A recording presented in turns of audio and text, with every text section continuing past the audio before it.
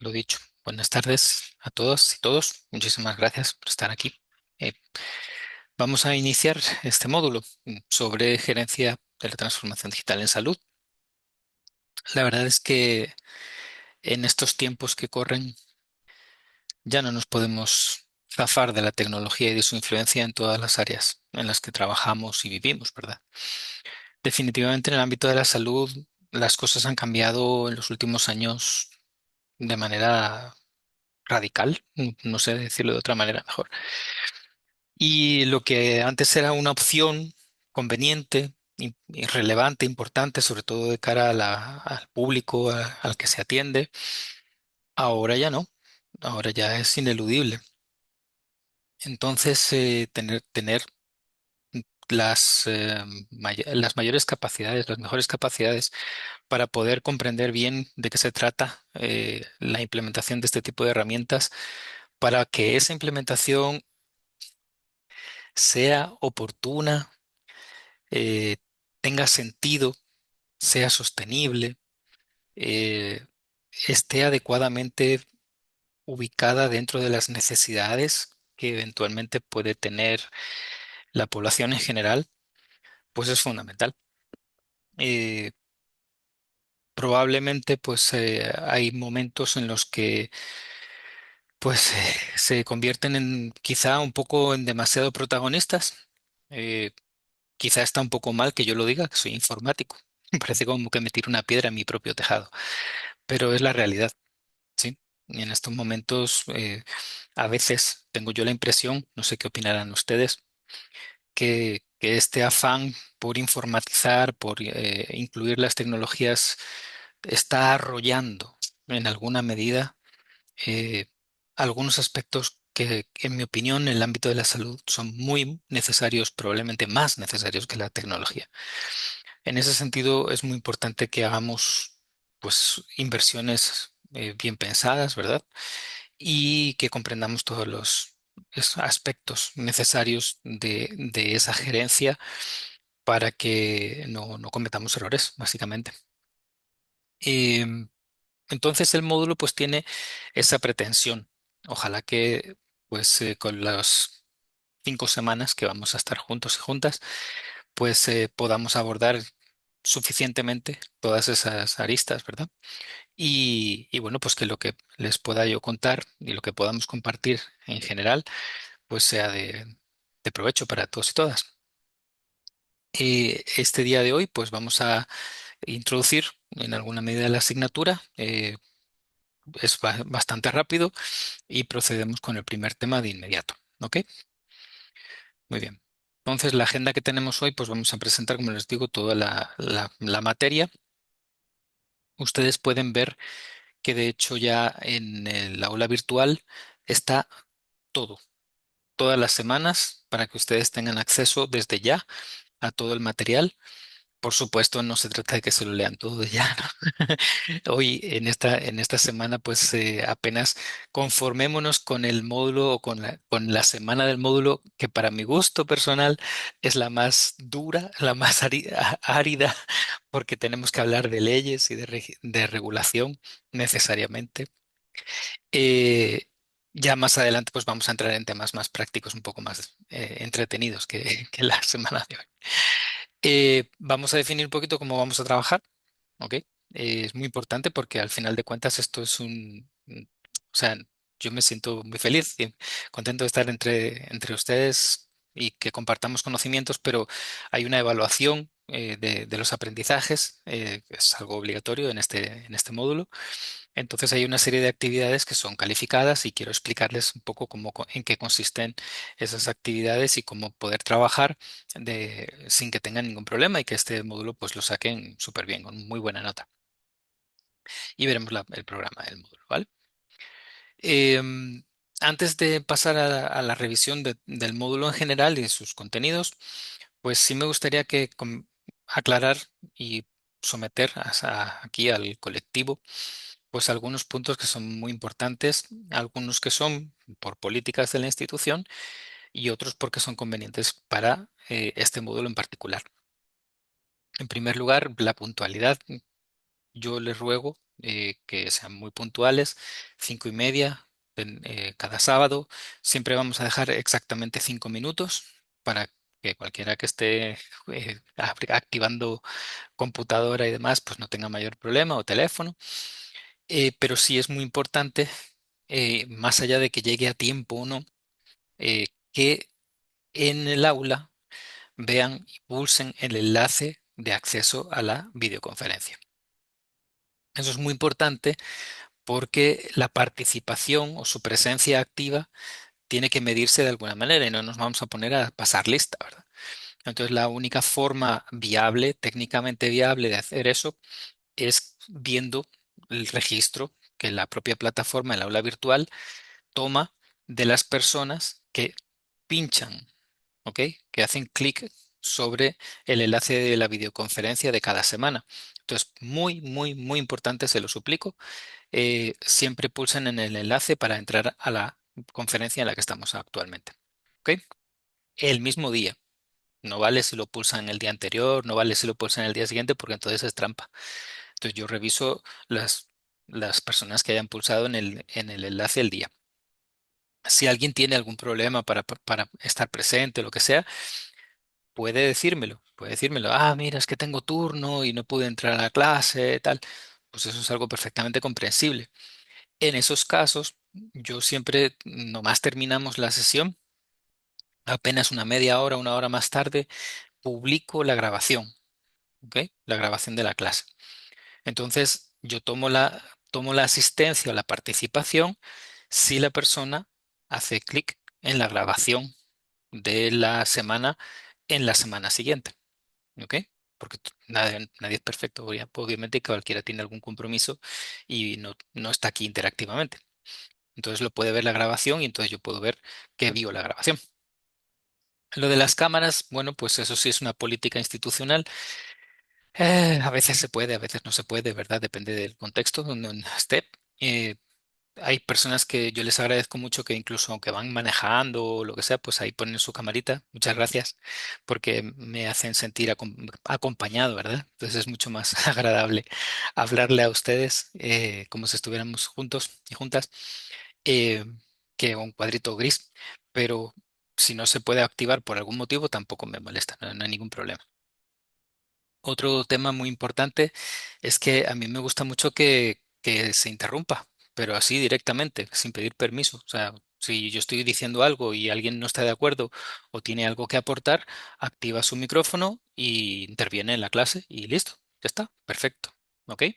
Si quieren levantar la mano, por ahí está la manita para levantarla y toda la cosa, pues perfecto, yo también les doy acceso y a lo mejor si estoy explicando alguna cosa, pues tardo un minutito o dos en terminar de hacer la explicación y el darles el pase, ¿verdad?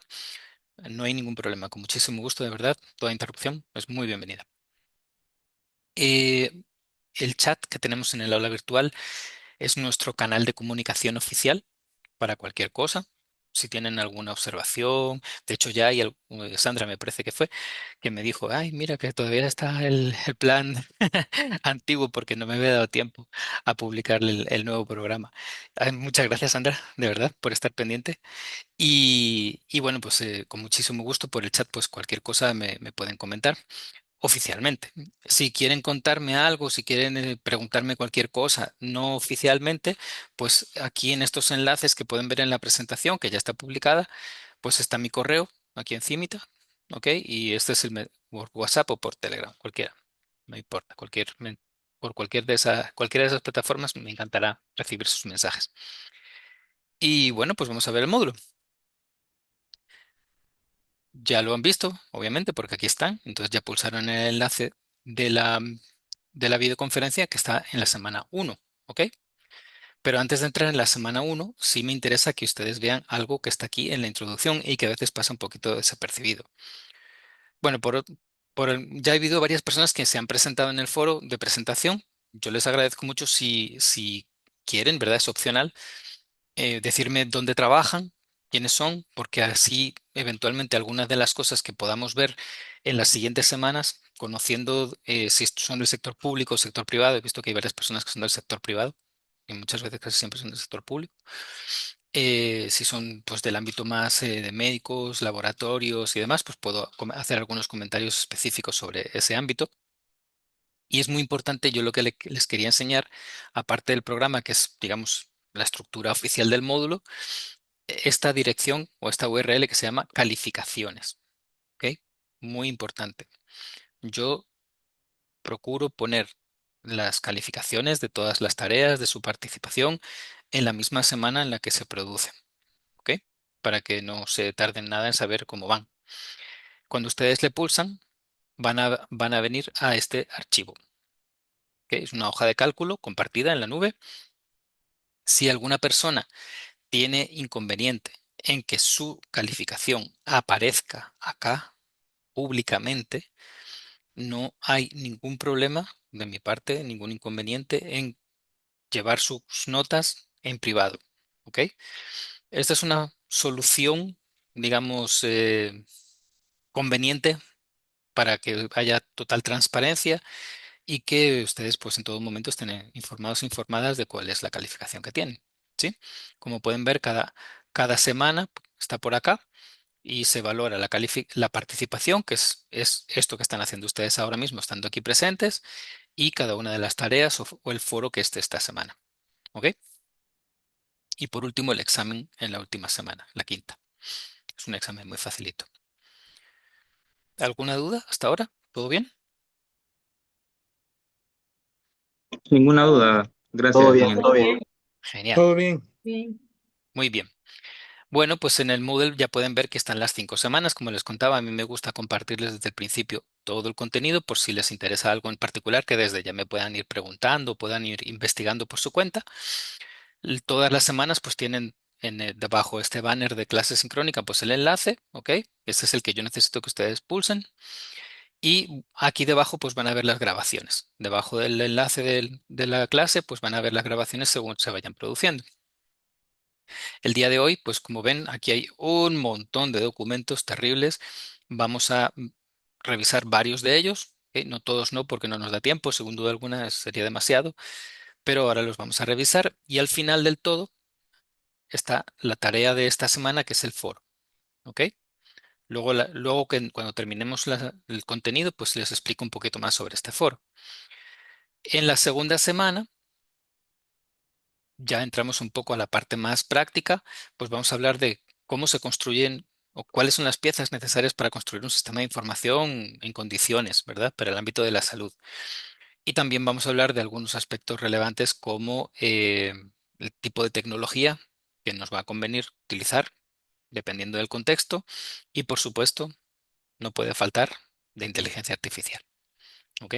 Porque eso abundaremos un poquito más, pero eso nos va a cambiar la vida, ¿de acuerdo? En los próximos años. En la semana 3 vamos a hablar un poquito de inteligencia de negocios, que son herramientas que todavía, y por lo menos por algunos años más, son fundamentales para poder tomar buenas decisiones. Ustedes, pues como personal que trabaja en el ámbito de la salud, son bastante conocedores de la relevancia que tiene tomar decisiones basadas en evidencia, ¿verdad? Y esa evidencia se genera a partir de datos que son transformados y presentados con este tipo de herramientas. Así que dominarlas, conocerlas y dominarlas es fundamental para tomar buenas decisiones. Así que vamos a usar una de ellas que se llama de GIS-2. Esa sí es una semana que es muy orientada a la práctica. En la semana 4, pues tenemos que hablar de plata, porque estas cosas no se hacen por arte de magia, hay que invertir dinero.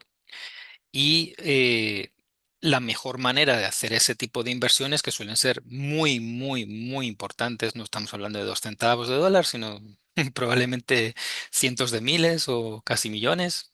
Ahora mismo, por ejemplo, estoy colaborando en República Dominicana en un proyecto que son más de 30 millones de dólares. Así, venga, bala, para implementar sistemas informáticos, ¿verdad? En salud. Entonces, ese tipo de inversiones definitivamente necesitan una planificación muy, muy, muy sensata. Y hay que valorar de qué manera hacerla, cuáles son los costos en los que se va a incurrir y tomar decisiones de diferentes formas de llevar a cabo ese tipo de inversión, diferentes tecnologías que pueden tener unas ventajas, otras pueden tener otras, estrategias de desarrollo informático que pueden tener unas ventajas, otras. Entonces eso se realizan con herramientas de costo total de propiedad que vamos a practicar, de hecho. También hablaremos del valor de los sistemas informáticos, que no es lo mismo que su costo. ¿Ok? Ya les explicaré en detalle. Y por último, en la semana 5, pues no podemos olvidarnos de, en este mundo en el que cada vez que uno conecta una computadora a Internet, pues está ya inmediatamente amenazado, amenazada de que le pase cualquier cosa, ¿verdad? Pues en el ámbito de la salud, las cosas también han cambiado mucho para peor. Ahora prácticamente el tema sanitario es un objetivo predilecto de las personas execrables que se dedican a este tipo de fechorías, de asaltar sistemas, secuestrarlos, pedir rescates y demás. Entonces tenemos que hablar de pues, cómo se puede manejar la seguridad informática en este ámbito. Hoy vamos a hablar de la parte legal, porque tenemos una ley que aplica, ¿verdad? La ley de ciberseguridad, bueno, que aplica entre comillas, aplica más al sector privado, sector público más bien. Pero, pero bueno, en cualquier caso no está de más eh, tomarla en cuenta, ¿verdad? Por cualquier cosa.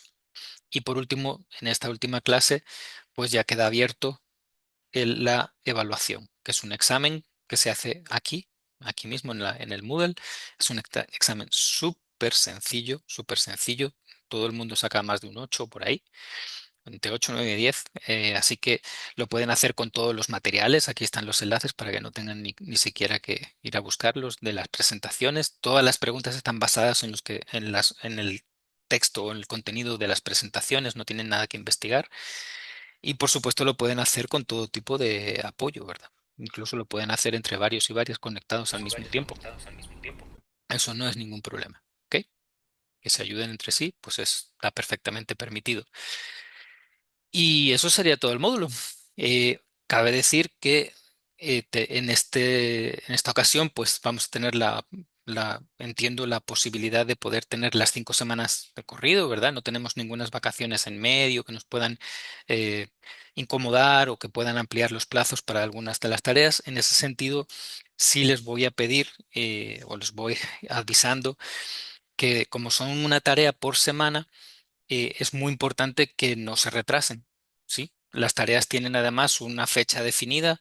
Se abre el sábado de la clase, por ejemplo, el foro de esta semana se abre hoy, en este momento, para dentro de unos 10 minutos ya se abre y se cierra automáticamente a las 11:59 del viernes de la semana siguiente, para que el sábado que tenemos ya la clase sincrónica, pues ya estemos concentrados en el contenido de esa semana. ¿Ok? Entonces es muy importante, por favor, que no se atrasen, no lo dejen para el viernes. Sobre todo, por ejemplo, en este caso, que es un foro donde eventualmente podemos interactuar, pues si es posible que sus aportaciones las hagan prontito, lunes, martes, mañana, pues sería lo mejor, ¿verdad? No sé si tienen alguna inquietud, alguna duda con lo que hemos conversado respecto del módulo, ¿alguna duda?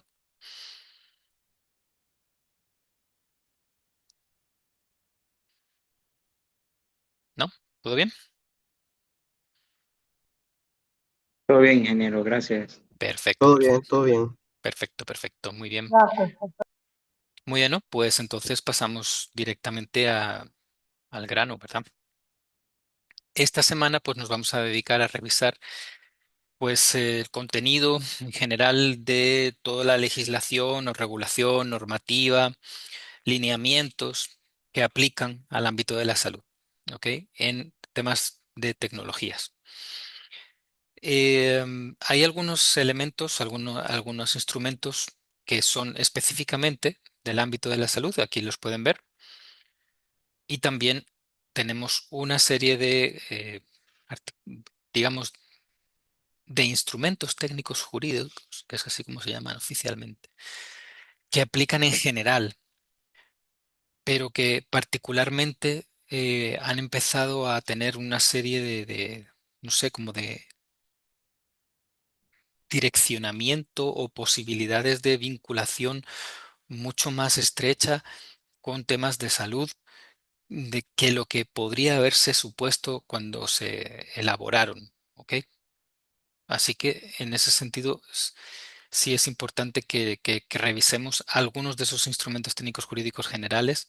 Particularmente, creo que le vamos a prestar, de hecho, mucha atención a, a la ley especial contra los delitos informáticos y conexos, que tiene una serie de artículos muy duros, muy duros, muy, muy complicados realmente de poder cumplir, o, digamos, en una situación en la que puede haber cierta indefensión, ¿verdad?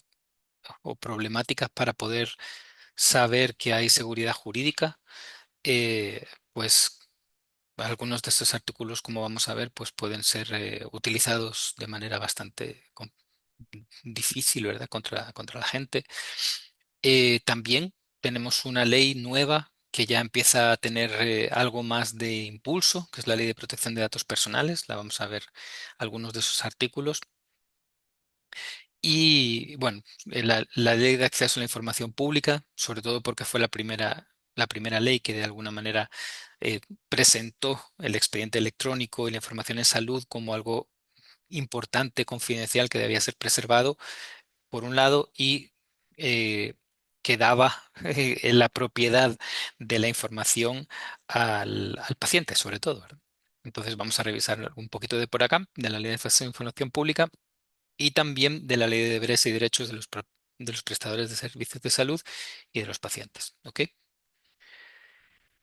Y cuando terminemos con ese panorama general de esa legislación, pues vamos a hablar de la norma técnica de conformación y custodia del expediente clínico, que aplica a todos los ámbitos públicos y privados y que tiene un capítulo dedicado exclusivamente al tema informático. ¿Ok? Eso es lo que vamos a hacer el día de hoy, hasta donde nos alcance. ¿Ok? ¿Alguna duda? ¿Algún comentario? No sé si hay alguna persona que haya tenido alguna experiencia eh, a la hora de recibir o de aplicar algún documento, alguna ley, algún reglamento en su trabajo. ¿Alguien ha tenido alguna experiencia que quiera compartirnos? Hola, buenas tardes. Hola, hola, ¿qué tal? Christopher. Eh, Hola, bueno, yo en lo personal tuve la experiencia de participar en el Comité Consultivo de la conformación de la normativa del Sistema Integrado de Salud, el SIS, Ujú, actualmente ocupado en el MinSal. ujú, Y pues fue de mucha relevancia porque establecimos estratégicas, bueno, estrategias, perdón, valga ujú. la redundancia, que ayudaron a consolidar el uso del sistema, ya que no solo se puede hablar de sistemas informáticos desde el punto de vista de tecnología, sino que también la operatividad, ¿verdad? Para implementar en las instituciones es un proceso clave o una etapa clave, ya que facilita pues el uso de los sistemas como tal y pues también ayudan a fortalecer el proceso de información de los pacientes. Y cuando hicieron esa labor, tuvieron así Igual como algún elemento, por ejemplo, la norma técnica. Ta-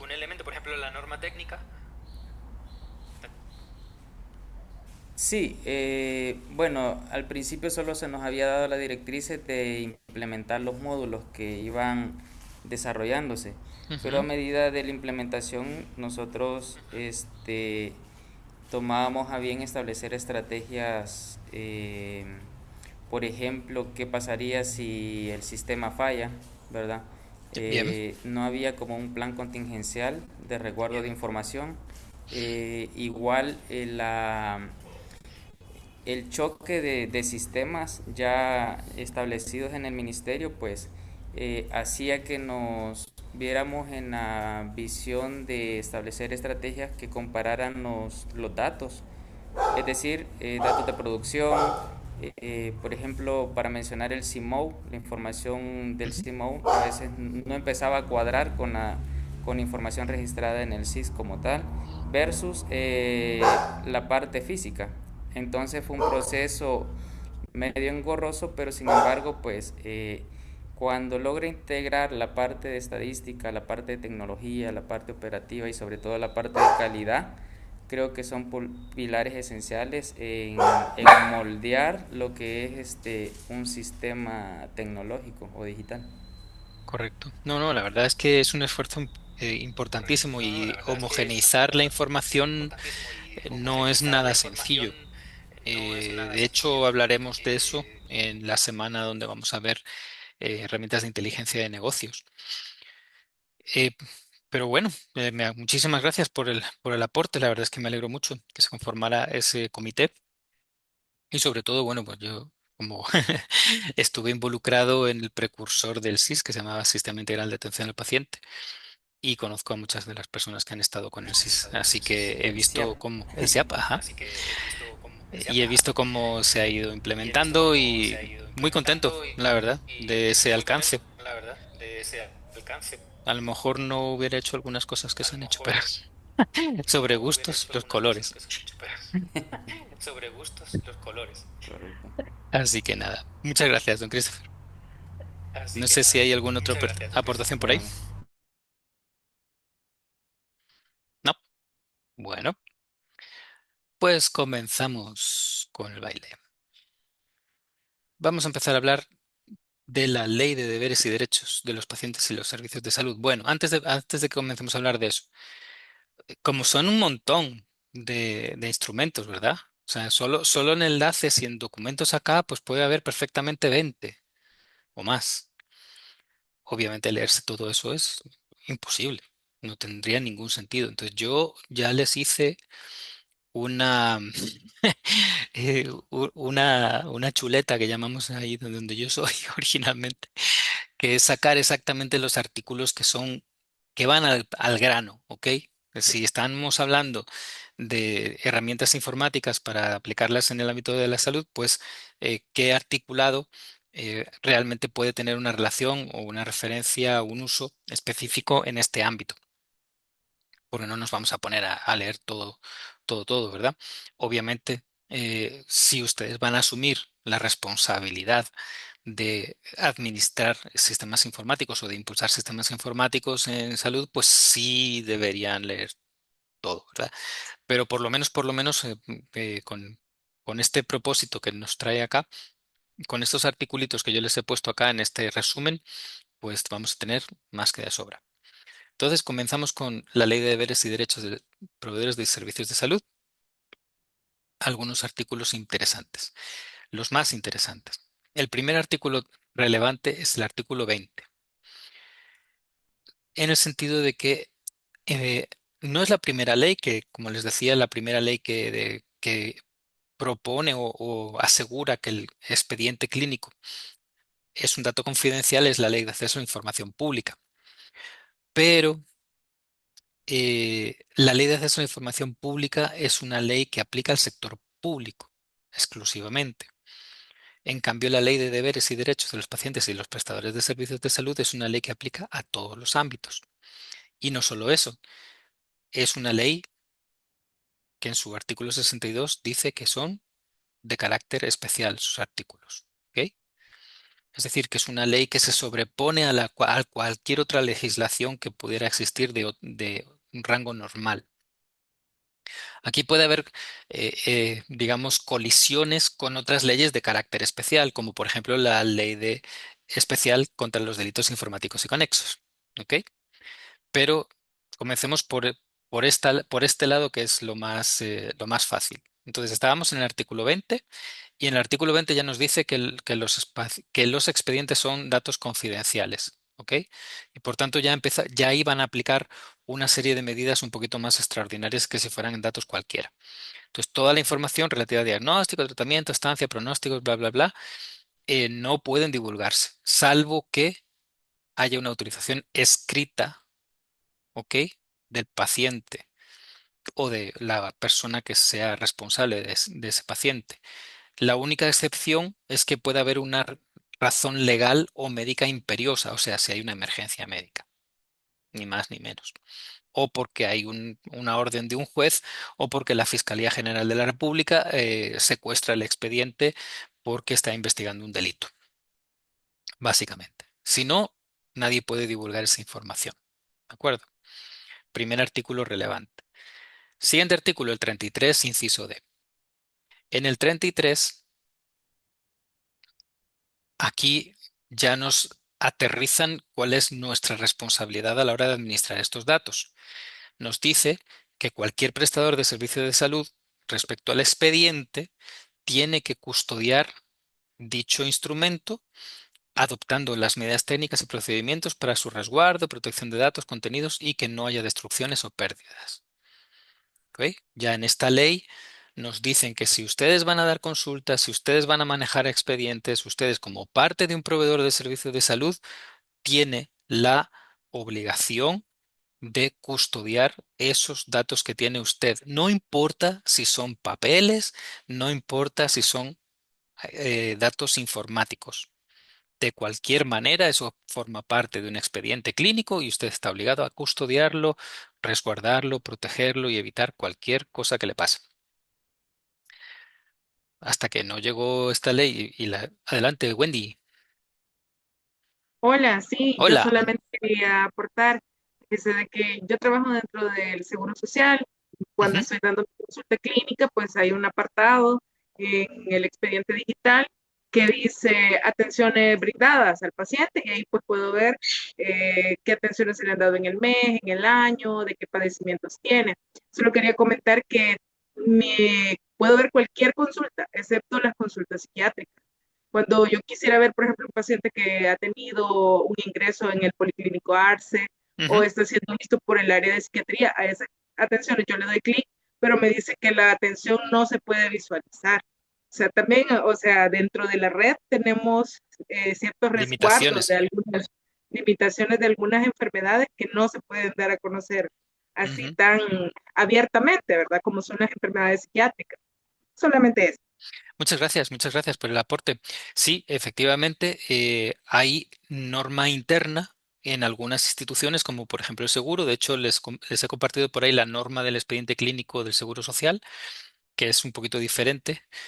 Y efectivamente la institución puede decidir, eso ya es algo interno, que hay información del expediente que solo puede estar disponible para algunas profesionales, y no para todo el resto. Ahí pues hay criterios de todo tipo, ¿verdad? Pero sí, es parte de lo que le corresponde. O sea, aquí de alguna manera lo que sí está planteando es, sobre todo desde el punto de vista del dueño de los datos, que no es la institución, sino el propio paciente. Ya la institución a la hora de manejar los datos, pues por supuesto puede poner todos los límites que considere oportunos. Y eso pues yo he tenido en algunos otros módulos compañeros y compañeras de usted, del seguro, y era bien chistoso porque había gente que era del ámbito psiquiátrico, que defendía a capa y espada que esos datos no podían ser accesibles por otras personas porque podían dar lugar a una mala interpretación o a una utilización eventualmente no adecuada, y otros compañeros y compañeras de ellos diciendo que eso era una estupidez, así literalmente, porque si ellos sabían que la persona estaba en tratamiento psiquiátrico, definitivamente iban a poder orientar mejor algún tipo de indicación médica o de eh, pues receta de medicamentos y demás por cualquier posible interacción que pudiera haber. Entonces, claro, pues obviamente siempre hay pues opiniones a favor y en contra de ese tipo de regulación o de restricciones, pero es algo que está a criterio de la institución. Por ahí había levantado la mano Rocío, pero ya no la veo. Sí, yo tengo una Así está. duda. Ujú, adelante. Eh, Hola, con respecto a la custodia de los expedientes, obviamente el paciente es el dueño, por así decir, de Ujú. su información. Nosotros como proveedores de salud, ¿cuánto tiempo podemos resguardar esos expedientes? Pues Ah, esa es una buenísima pregunta. De hecho, eso está dentro bueno, si es el ámbito público, eso se reguló o lo tendría que tener regulado en un lineamiento técnico derivado de la norma técnica de conformación y custodia del expediente. Ujú. Cada ¿Y en lo institución privado? en lo privado, pues la norma técnica no establece un mínimo y lo puede ver usted si quiere ahora leyendo la norma. Ujú.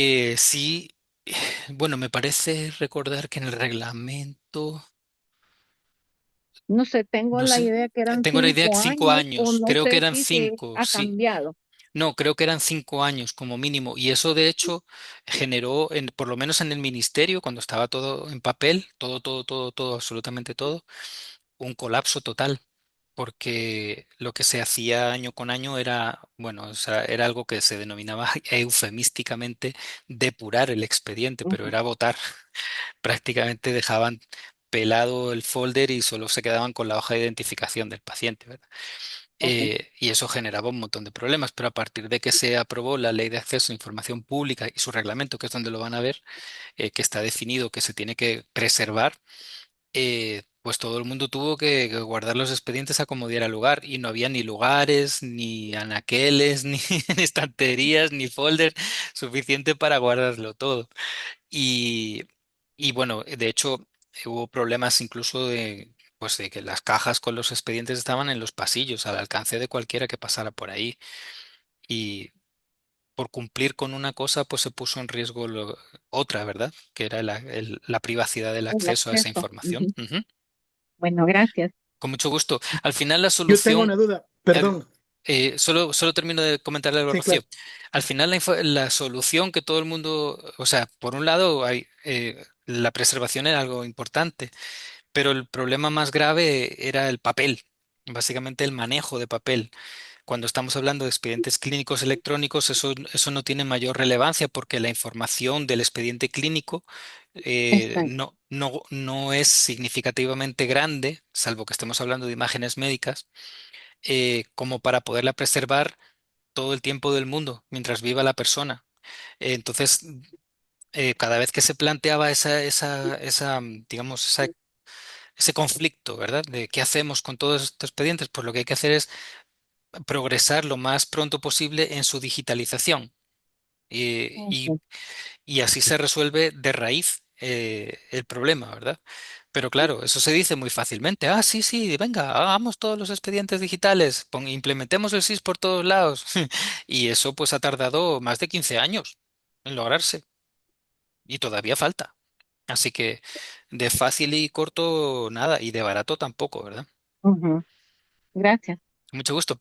Por ahí había otra palabrilla por ahí. Sí, buenas Adelante. tardes. Yo tenía una pregunta también referente a ello. Yo Adelante, David. trabajo también en el hospital público también. Sí. La cuestión es que según lo que tenemos entendido, que el resguardo solo dura no solo para los expedientes, sino que para toda la documentación en general, aparentemente 5 años. Ujú, Después de los 5 años se pueden eliminar, ujú. pero no sé qué tan cierto ahora con la implementación del SIS y que lo acabo de escuchar ahorita a usted hablar de la nueva reforma, si lo va a abarcar o definitivamente se van a seguir eliminando como han sido hasta este momento. Te, lo- te, lo- te, lo- Te devuelvo la pregunta. ¿Vos eliminarías un solo dato de un expediente de un paciente si no tienes ningún problema con el espacio de almacenamiento, considerando que ese dato podría ser relevante a la hora de ver una trayectoria desde el punto de vista de la salud de esa persona, qué sé yo, alguna enfermedad que pudo tener en su juventud y que pasados los 10 años de repente llega al hospital y tiene algún problema, pues a lo mejor te interesa ver que se quebró algo o ¿por qué lo vas a eliminar? Si el problema más que nada con los expedientes físicos era ese de manejo del espacio, ya con sistemas informáticos tú no tienes por qué eliminar nada. Y Claro, yo no creo que se esté eliminando nada. fíjese que actualmente pues en el hospital sí siguen todavía eliminando y están en el proceso de eliminación de los expedientes que tienen más de 5 años. ¿Pero físicos Los o físicos, electrónicos? Ah, físicos, físicos. físicos, No, sí, físicos. físicos No hay sí. problema, ajá. No, Ujú, ok, sí, físicos es que realmente es un riesgo manejar mucho papel en todo sentido. Y lo que hay que ok, hacer es, mientras en cuanto vas generando ya información clínica electrónica, pues ya puedes ir liberándote de todo ese papel hasta cierto punto. ok. Gracias. ¿Cómo no? Don Juan Carlos Jiménez, adelante. Buenas tardes, ingeniero. Tengo una consulta Ujú, con relación a que estamos hablando de la eliminación del papel. Si nos ponemos en un contexto donde en el proceso de atención, ¿verdad? Se genera algún tipo de resultado de examen, que ujú, digamos la máquina lo arroje de manera inmediata mediante que no esté conectado, no se pueda conectar a la computadora ese resultado y se enlace con el expediente clínico. ¿Cómo garantizo yo esa parte de si puedo como subirlo al expediente, pero de lo que quede en físico y eliminarlo inmediatamente, o ujú. me veo sometido a un resguardo No. por si, digamos, el paciente, el sistema falla? Es que es muy importante lo que acabas de decir. ¿Qué pasa si el sistema falla? Pero no solo porque ¿cómo decirte? Tengas un respaldo o no de esas pruebas de laboratorio. Espérate que estoy escuchando por ahí mi voz. Alguien tiene el micrófono abierto. Christopher. Sí, Espérate, sí, creo que en la reforma de los lineamientos recuerdo que nos habían dado directrices que los expedientes clínicos iban a ser resguardados hasta 10 años. ¿Cómo era esto? Que si era un expediente activo, es decir, iba a ser resguardado 10 años desde su última consulta y podía pasar lo siguiente, el expediente pasaba de activo a pasivo cuando tenía desde hace 5 años, ya no consultaba al paciente y ya pasaba a ser un expediente pasivo. De ahí se tenían que esperar otros 5 años para eliminarlo totalmente. el físico, ¿verdad? ¿Te refieres al Sí, físico, correcto, el Chris? físico. Ok. Sí, Vale. el físico. Ok, eso es en el ministerio. Bueno, pues lo aumentaron. Afortunadamente, pues quizá encontraron la manera de tener más espacio.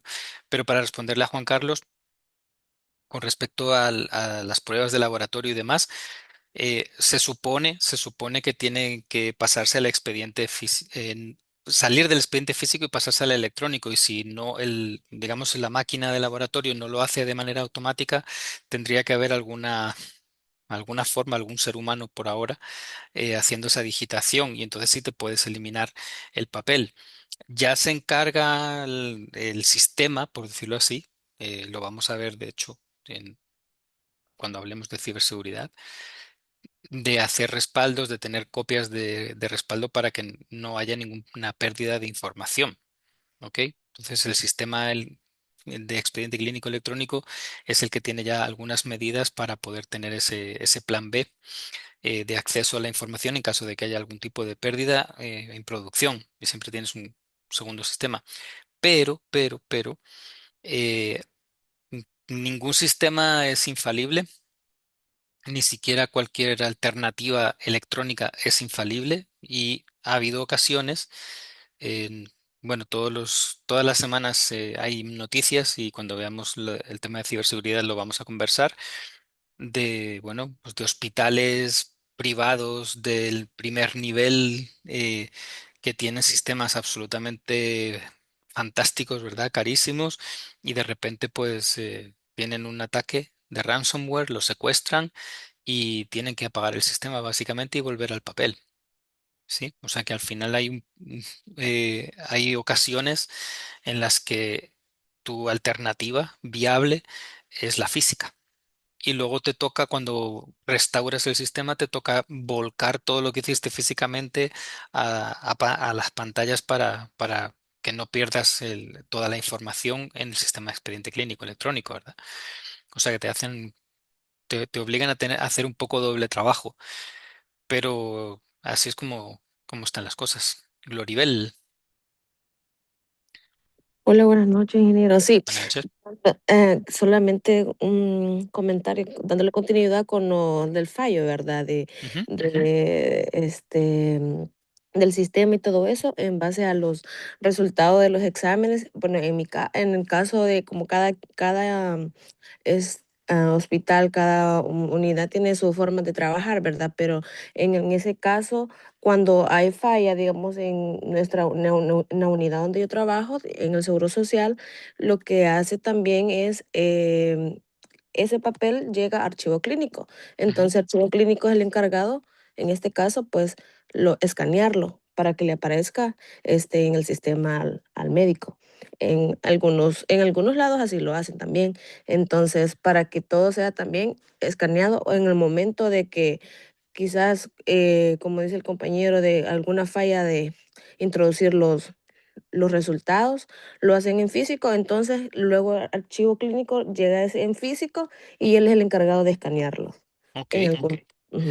Pero una pregunta, eso está muy bien, que se escanee, pero la información escaneada ¿queda guardada solo como una imagen escaneada o los datos que están ahí escritos pasan a ser buscables, por decirlo así? Por ejemplo, un diagnóstico, medicamentos recetados, En el caso, más que todo de resultados, escaneado así tal cual la tal cual. imagen, sí, tal cual, y les aparece en el rubro de expediente digital, creo, a los médicos, y ahí donde les aparece la imagen, así como la imagen de una toma de rayos X, ahí, tal cual así. Ya. Sí. Bueno, es una manera de por lo menos tener guardadas esos datos, pero obviamente eso dificulta mucho el que luego encontres la información, porque entonces ya no se puede utilizar cualquier herramienta de visibilización de todo digamos, el historial clínico. Tienes que ir a ver si hay algún pedacito por ahí escaneado, ¿verdad? Entonces, eso pues no es lo ideal, pero bueno, al más no haber, ¿verdad? Buen, Buenas noches a todos. buena. En el caso de la unidad en la que yo laboro, resulta que desde noviembre para acá sí se guarda un respaldo de exámenes radiológicos, ¿verdad? Así como decía el Loribel, en el expediente clínico los médicos pueden consultar porque el equipo que Siemens da tiene una memoria bastante reducida. Entonces, de hecho, nosotros en el equipo local ahorita, solo hay estudios desde el 16 de diciembre para acá. De ahí todos los demás digitalmente están eliminados. Y lo que se hace es algo manual, así como dice Loribel. El visor que está vinculado al equipo de Siemens recibe ¿Sí? las imágenes en un monitor aparte. Nosotros literal capturamos, o sea, usamos la herramienta de Windows de Cut en Paste, creo que es, y luego solo realizamos la captura de pantalla de la imagen, pero eso le resta bastante calidad a la imagen Hombre, de claro. hecho, porque ya la Nada que guarda ver. como JPG Sí, y un visor médico, o sea, es muy superior a eso. hombre, claro. Pero, Entonces, pues es un tema muy delicado el que estás mencionando, porque ujú, efectivamente las empresas que venden eh, las tecnologías de imagenología médica, que utilizan un formato estándar que se llama DICOM, ¿verdad que te suena? Sí, no son JPGs normales, son archivos que tienen información a una calidad y una resolución muchísimo más grande, más superior, pero el negocio, es una sinvergüenzada para mi gusto, pero el negocio de ellos es justo venderte licencias por cantidad exacto. de estudios. Y Sí, como y hay también, unas restricciones muy grandes desde el punto de vista presupuestario, pues al final de cuentas te quedas con muy poco espacio o muy ujú, pocos estudios que puedes almacenar y se dan esos casos como el que estás mencionando de que apenas tienes un mes o 2 meses de estudios guardados. Hay una serie de soluciones y las vamos a poder conversar la semana que viene que permiten emanciparse de esa extorsión. Yo soy muy crítico en ese sentido. Hay herramientas libres de almacenamiento, no de visores, ¿verdad? Porque visores sí hay para todos los gustos y los radiólogos además son muy especialitos a la hora de decidir cuáles son sus herramientas favoritas para poder hacer un buen diagnóstico. Pero lo que es el almacenamiento de la información no tiene por qué quedarse en esos equipos que tienen esas limitaciones tan grandes o esos costos tan altos en cuanto a lo que es el almacenamiento de los estudios. Se pueden enviar a otras herramientas que no tienen licenciamiento para que queden ahí guardadas todo el tiempo que sea necesario, años, si es, mientras haya espacio, pues ahí que queden, y los visores se conectan con esas otras herramientas. O sea, hay maneras de resolver eso, pero se necesita en ese sentido, pues todo un esfuerzo del equipo de tecnología para poder implementar ese tipo de herramientas y sobre todo que cuando se hace una licitación de imagenología médica y llegan la gente de Fuji, de todos los vendedores de estos de equipos de imagenología, tengan la obligación de configurar el almacenamiento fuera de sus propios equipos para que no tengan este tipo digamos, de soga al cuello en cuanto al licenciamiento. Sí, de hecho, hay estudios de que ya los tenemos resguardados, digamos, porque lo que se hace es capturar la imagen, subir al expediente, pero también queda una copia en una carpeta compartida propia de la unidad, ¿verdad? O sea que los ingenieros han configurado para que pues todos los servicios de la unidad puedan tener acceso a ella. Pero una de las limitantes es de que si tú capturas la imagen tal como está, ya no la puedes editar. Ya No, no se claro. puede configurar contraste, nada de eso. Nada, nada, nada. Eso ya Y queda como una aparte, foto de la pantalla, se acabó. Eso no sirve para exacto. nada. Y si tiene una imagen, o sea, digamos, alguien se tomó una radiografía en noviembre, todavía esa radiografía tiene validez, el paciente la quiere impresa, pero ya no está en el equipo de Siemens de donde podemos imprimir. Entonces, ¿qué, ¡Ey! qué pasa? Tenemos que volver a exponer al paciente a No, radiación para por poder Dios. imprimir esa imagen, porque si no, no podemos. Y se puede, o sea, como dice usted, son puros negocios Ah, sí, porque uno de los ingenieros de Siemens me dijo, eso se puede hacer, pero todas las licencias con ellos hay que pagarlas por aparte. claro. Entonces es bastante complicado porque limita mucho y estamos exponiendo a los pacientes, ¿verdad? Radiación innecesaria. Pues bueno, en la medida en que usted pueda conversar con el equipo de tecnología propio de la unidad y decirles que hay soluciones que permiten, como les digo, salir de esa trampa, ¿verdad? Pues con mucho gusto yo les puedo decir cómo se llama el sistema de almacenamiento libre para que no tengan ese tipo de problemas. Lo hicimos en el Ministerio de Salud y obviamente ni a Siemens, ni a Fuji, ni a ninguno de los vendedores de imagenología les gustó ni pizca que hiciéramos lo que hicimos porque les estábamos reventando su modelo de negocio, pero eso es lo que hay. Porque si no, o sea, nosotros tenemos que velar por nuestros pacientes. Su negocio nos importa tres pitos, ¿no? Ellos tienen que vendan el equipo, que den soporte y mantenimiento sobre el equipo, pero que hagan plata de esa manera tan mala, tan nefasta, pues no era justo. Bueno, muchísimas gracias por todas vuestras aportaciones.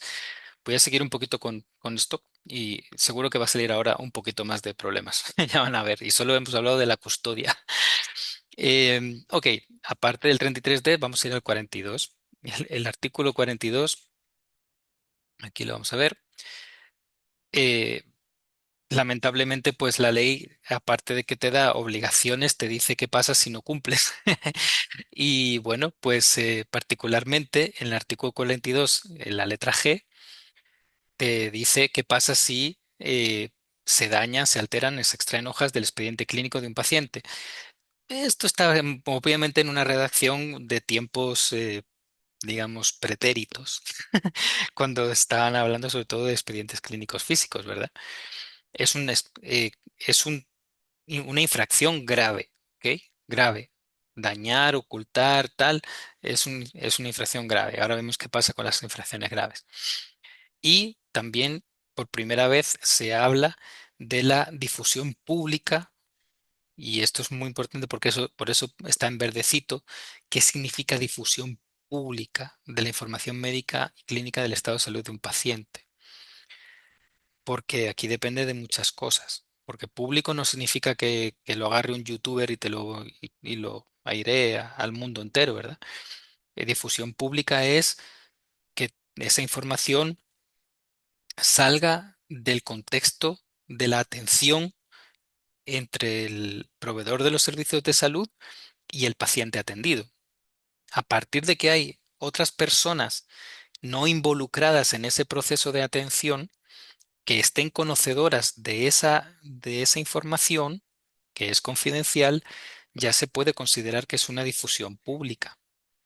Y eso, por ejemplo, sucede muy a menudo, y ahora lo vamos a ver con otras regulaciones, cuando yo, por ejemplo, le pido apoyo a un colega, ¿verdad? Digo, bueno, pues le voy a mandar por WhatsApp, le saco una foto a la pantalla, ¿verdad? De la radiografía o de lo que sea y se la mando a un colega para saber qué opina, porque tiene más experiencia que yo en algo así. Bueno, pues ahí es donde podremos estar cometiendo quizá un pequeño error, si y solo si la información que yo le estoy compartiendo a esa persona, que no está, como les digo, involucrado directamente en la atención, puede ver algún tipo de información que identifica al paciente. ¿Ok? Entonces, si ustedes van a compartir alguna imagen o algunos datos para pedir una opinión, un apoyo a otro compañero o compañera, siempre asegúrense de que no va nada que identifique al paciente. Número de expediente, nombre y apellidos, fechas de nacimiento, todo eso lo borran, lo recortan, por favor, para que si después por cualquier cosa a esa otra persona o a ustedes mismos le roban el teléfono o cosas así, de repente aparece esa información en algún otro lado y les denuncian, pues no se vean expuestos a lo que dice la Ley Especial de Delitos Informáticos y Conexos, que la vamos a ver ahora y que son años de cárcel. ¿Ok? Entonces no es broma. O sea, más allá de que aquí en esta ley de deberes y derechos se diga que es una infracción grave, aquí aplican otra serie de legislaciones muy, muy, muy duras. ¿Ok? En este caso particular, si nos circunscribimos exclusivamente a la ley de deberes y derechos, pues las sanciones se dan en el artículo 45 y te dice que si es una sanción grave, pues una sanción grave es la suspensión del ejercicio profesional de 1 mes a 5 años. Eso dice esta ley y es una ley especial, pero hay que ver qué es lo que dicen otras leyes que también pueden aplicarse adicionalmente, como la que le acabo de decir de la Ley Especial de Delitos Informáticos y Conexos. ¿Ok? Muy bien, eso es con respecto a la ley. Eh, en el reglamento de esta ley, también, lo voy a guardar, también hay un par de articulitos interesantes. ¿Ok? Específicamente, el reglamento en el artículo 18 dice que tú no puedes atender sin que tengas un expediente o construyas un expediente del paciente. Cuidado en ese sentido con las atenciones que se dan en las consultas privadas, ¿sí? Si tú estás atendiendo a una persona, eh, legalmente o realmente, ¿verdad? No solo que alguien te pida un consejo, pues tienes que tener un expediente clínico. Y aquí puede surgir la inquietud, digo, ¿pero qué es un expediente clínico? Bueno, pues hay gente que lo hace de manera muy sencilla en un documento de Word, así, ya está. Simplemente cada vez que viene el paciente, pues abro el documento de Word llamado carlosjuanmartinperez.docx y ahí voy escribiendo todo lo que pasa con el paciente, ¿verdad? Luego tengo que tomar medidas para proteger esa información así como está. Y tengo que tener algún respaldo por ahí, comprimirlos, obviamente, qué sé yo.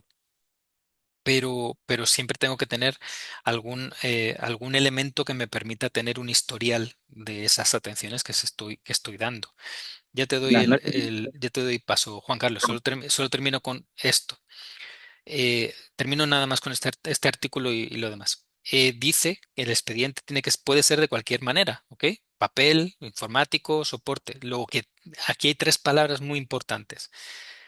Cuando yo guardo un expediente, tengo que garantizar que es auténtico, o sea, que no me lo han reemplazado por otro, que nadie lo ha podido alterar y que no se ha perdido nada de su contenido, ¿ok? Y aquí, en este reglamento también se da el pie para la emisión o la generación de la norma técnica de conformación y custodia del expediente clínico. ¿Ok? Por eso dice aquí que emitirá la normativa. Luego por aquí hay un artículo muy simpático y es que dice que todo el Sistema Nacional de Salud, o sea, todo el sector público de salud, debía implementar en un plazo no mayor a 5 años todo el expediente clínico de forma electrónica.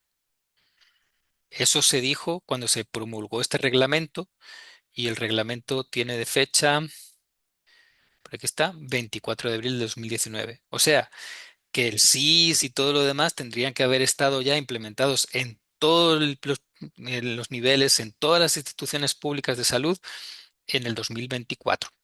¿Ok? Obviamente eso no se pudo cumplir. Era pues, no sé por qué lo pusieron en el reglamento, pero bueno, es algo pintoresco que se hubiera puesto esa meta. Adelante, Juan Carlos. Con relación a eso, ingeniero, de que se debe crear un expediente clínico en el caso de las instituciones así como iglesias o a veces incluso la alcaldía, ¿verdad? De repente organizan jornadas de atención y he visto yo mucho que solo se hace como una receta y eso es todo, o sea, en ningún momento se crea un expediente, eso al final estaríamos incumpliendo. Eso es un incumplimiento flagrante de la ley de deberes y derechos. Yo lo he visto y cada vez que hay alguna campaña política, ahí van las brigadas y llevan el montón de acetaminofén y todo eso y ahí se ponen a dar consulta, a disque dar consulta y no llevan nada, no llevan ni un papel ni nada porque no es esa la pretensión, pero al final de cuentas se pueden meter en un lío si alguien protesta. ¿Verdad? Porque la verdad es que la ley dice claramente que cualquier proceso de atención de la salud tiene que tener un expediente. Más claro, el agua. Pero sí cometen el error. Eh, y sí, hasta ahora pues a lo mejor ha habido mucha tolerancia porque, por ejemplo, lo que tú mencionas, ¿no? Que a veces no son temas proselitistas, sino que son ONGs o iglesias las que hacen ese tipo de campañas joder, pues por ayudar a la gente pues más humilde, ¿no? Que a lo mejor no tiene chance de poderse desplazar a una unidad de salud y demás, pero igual tendrían que tener esto pues en cuenta, la verdad, para no tener problemas. Yo no he visto o por lo menos no he conocido yo que se haya denunciado a una organización de beneficencia por incumplir este tipo de cosas. Pero todo está que pase una vez y salga ahí pagando algún justo por pecador y tengan problemas más gente, ¿verdad?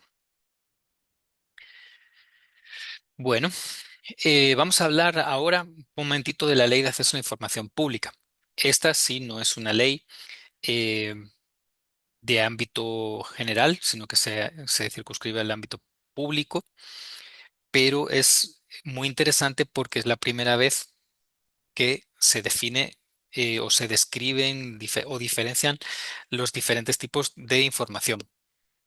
Específicamente, es el primer cuerpo de ley publicado, si no recuerdo mal, fue del 2012, en lo que habla del expediente clínico o de los archivos médicos que son información confidencial. Luego la ley de deberes y derechos que vino después ya habla de que esto es confidencial también, ¿verdad? Reitera lo mismo dicho. Luego también en el 32 te habla que los entes obligados, o sea, las instituciones públicas están obligadas a proteger los datos personales. ¿Ok? Nada del otro mundo. En el inciso E sí nos dicen algunas cosas que tienen que proteger la seguridad. Esto se ha desarrollado de manera mucho más exhaustiva en la Ley de Protección de Datos Personales y en la Ley de Ciberseguridad. ¿Ok? Pero aquí ya en el 2012 pues empezaba a haber como un poquito de inquietud en ese sentido, porque ya estaban pasando algunas cosas. También hay este artículo de la prohibición de la difusión en que, bueno, pues no debería haber ningún tipo de difusión, distribución o comercialización de los datos personales. Y aquí, sinceramente, les voy a dar mi opinión. En este momento yo me temo que hay empresas transnacionales que por medio de los convenios que se han firmado con el gobierno para proveer almacenamiento en la nube y demás, ¿verdad? Por ejemplo, Google, que tiene un contrato jugosísimo con el gobierno para ese fin, podría estar eventualmente teniendo acceso a la información personal, confidencial de las personas, ¿verdad? Del que está guardada en las instituciones y haciendo uso de esa información. No sé, no conozco, porque como ustedes saben, pues en ese sentido, todo ese tipo de acuerdos, contrataciones y demás, pues están absolutamente reservadísimos, ¿verdad? Pero yo sospecho que eventualmente toda la información está ya en manos de quien no debe y las personas deberían haber hecho un consentimiento expreso para ceder esa información a un tercero sin importar quién es, ¿verdad? Por lo menos hace una década, eh, eso era todo un dilema, todo un planteamiento de hasta qué punto se podían utilizar ese tipo de servicios de almacenamiento en la nube, no importa quién fuera el proveedor, si era legal realmente depositar cualquier información ahí porque no, porque se iba de El Salvador, básicamente. O sea, tú cuando tú subes algo al Drive, ya no está en El Salvador. Ya está en algún centro de datos en Estados Unidos o donde quieran ellos que lo pongan, ¿verdad? Pero ya no está en tus manos. Así que tienen acceso, ¿sí? Y eso es muy delicado por ese artículo y algunos otros más. También es importante que ustedes conozcan esta letra B del artículo 34 porque ha tenido bastante polémica, por decirlo así, en cuanto a cómo algunas instituciones han utilizado datos obtenidos por otras instituciones sin que haya habido un consentimiento expreso del paciente en este caso, ¿ok? Lamentablemente yo les tengo que decir que ese uso eh, sospechoso o digamos eh, cuya legitimidad podría ser puesta en duda, ¿ok?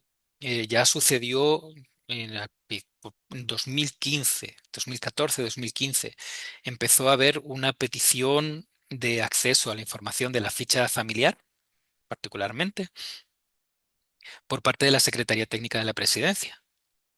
Porque cuando se tomaba la información de la ficha familiar, ahí había información que iba más allá de la salud, en términos del contexto de la persona, de la familia, de lo que conocemos como determinación social de la salud, básicamente. ¿Ok? Qué tipo de casa tienes, si tienes servicios públicos, electricidad, agua potable, tipo de saneamiento,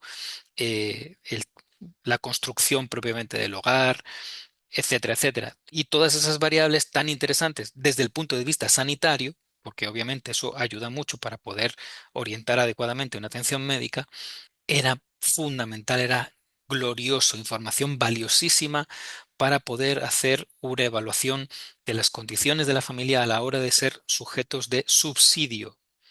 ¿Ok?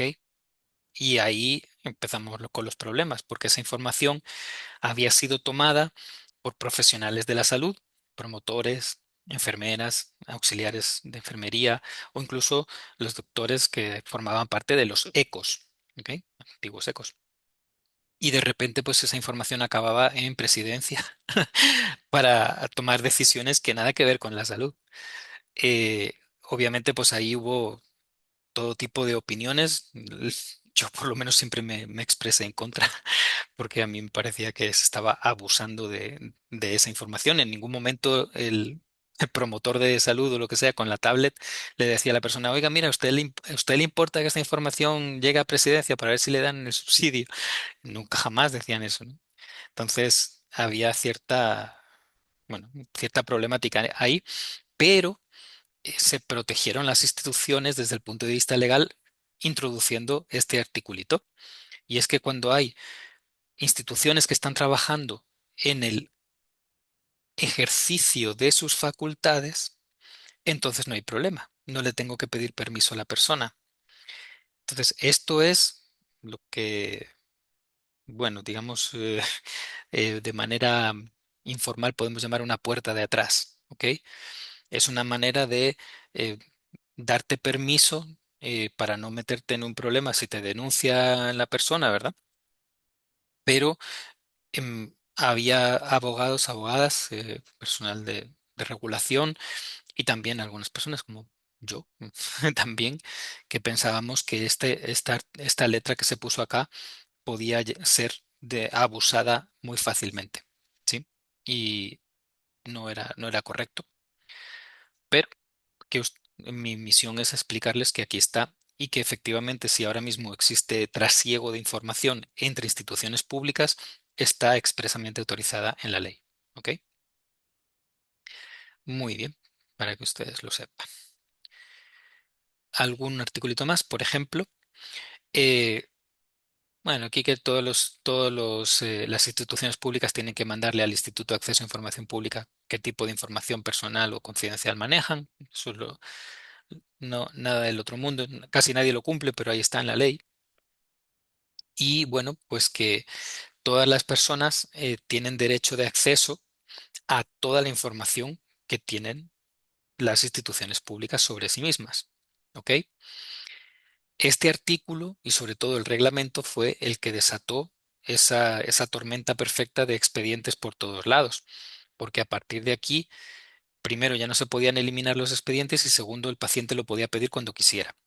Mientras que hasta la publicación del reglamento de la ley de acceso a información pública, el acceso al expediente era súper complicado. O sea, llegaban las personas, pedían el expediente y lo más que te hacían era darte un resumen de la historia clínica cuando la institución, la unidad o el hospital tenía a bien hacer ese resumen, ¿verdad? Que no era nada sencillo. Pero desde el momento en el que se puede solicitar toda la información y además es gratuita, salvo el costo del propio elemento en el que te lo dan, pues todo el mundo que necesitaba pues pedía su expediente tal cual, ¿verdad? Así que es por eso que se puede hacer. Vamos a ver el reglamento, que es donde viene más clarito. En el reglamento, en el artículo 41, bueno, pues aquí está el consentimiento básico por emergencia, ¿verdad? Pero sobre todo acá. em, el particular puede pedir todo el acceso a la información confidencial en la unidad de acceso a la información pública y se tiene 5 días para entregarlo. Así, literalmente. Y el titular pues tiene todo el derecho de acceso a toda la información y nadie se la puede negar. ¿Ok? Esto es lo que de alguna manera dijo este reglamento, estableció ese acceso al expediente para todas las personas. ¿Ok? No sé si tienen alguna duda, alguna consulta con respecto a ese articuladito. ¿No? ¿Todo bien? Eso ya está bastante conocido. Bueno, pues vamos a pasar ahora a legislación más moderna. ¿Ok? La más moderna de todas, la Ley de Protección de Datos Personales. ¿Ok? Muy importante. Aquí hay varios artículos. Vamos a empezar por el principio, por el artículo 2. En el artículo 2, la Ley de Protección de Datos Personales aplica a todo el mundo. Es una ley de aplicación general, público-privado. ¿Ok? Y en los órganos de Estado, todos los servidores públicos, todas las personas que trabajan en los órganos del Estado, pues obviamente también están sujetos. ¿Ok? Hasta ahí todo bien. Vamos al artículo 4, inciso D. Aquí se expresa que es un consentimiento. ¿Ok? Tengamos ese concepto en cuenta. También en la F, que es un dato personal. ¿Ok? Todos los datos personales básicos. La persona, su domicilio, nacionalidad, estado familiar y canales de contacto, teléfono, tal. Pero además de los datos personales están los datos sensibles, datos personales sensibles. Aquí es donde encaja el expediente clínico. ¿Ok? Salud física y mental, biométrica, genética, situación moral y familiar, hábitos personales y cualquier información íntima de similar naturaleza. ¿Ok? Entonces, el expediente clínico, toda la información de la salud, según la Ley de Protección de Datos Personales vigente, es información personal sensible, datos personales sensibles. Chévere. Muy bien. Ahora, vamos a irnos al artículo 26. Voy a correr un poquito más. 26. Aquí se habla del consentimiento. Siempre puede haber un consentimiento no físico, ¿ok? Te permite que haya consentimiento electrónico. Ahora, esto es discutible. eh, porque de qué manera puedes hacer constar expresamente que es la persona la que ha dado el consentimiento de manera electrónica, sin firma electrónica. Entonces esto es muy difícil de demostrar si no es con una firma autógrafa, ¿ok? Hasta que la firma electrónica sea ya de uso más extendido que en el momento presente, ¿verdad? En el caso de datos personales sensibles, eh, aquí pueden ver que de hecho claramente no se fía los legisladores que impulsaron esta ley no se fiaban de este medio electrónico para datos sensibles. Tienes que obtener el consentimiento por escrito. Esto es un poco paradójico, ¿verdad? Porque teniendo una ley de firma electrónica que tengas que acudir a la firma autógrafa, pues es un poquito extraño, pero claramente no se fiaban. ¿Ok? Entonces, para que pueda haber una entrega de información de un expediente clínico o algo relacionado al expediente clínico, tiene que haber un consentimiento escrito, por escrito, firmado por el paciente. ¿Ok? No vale nada más. Tengamos eso bastante claro. Muy bien, vamos al 36. Ah, qué divertido todo esto, ¿ah? Eh, Medidas de seguridad. Bueno, pues ahora mismo ya la Ley de Protección de Datos Personales te dice que tienes que aplicar mecanismos tecnológicos y demás para proteger toda la información que tengas sensible, ¿verdad? O no sensible. En el caso de los datos sensibles, de hecho, en el artículo 37, em, aquí te dice claramente que nadie está obligado a dar datos personales sensibles, ¿ok? No te los tienen por qué dar. Solamente existe acceso permitido por la ley, igual que pasaba con la ley de deberes y derechos, hoy en la ley de acceso a información pública cuando tengas una emergencia médica. Entonces ahí sí te dan acceso, digamos, de manera tácita, ¿verdad? Em, a pesar de eso, bueno, pues siempre puede haber datos personales de salud, acceso a los datos personales para dar servicio. Obviamente porque se considera que cuando tú acudes a un establecimiento de salud, vas con el objetivo de que haya personas que tengan acceso a tus datos personales sensibles y a partir de ellos pues te puedan dar el tratamiento, ¿verdad?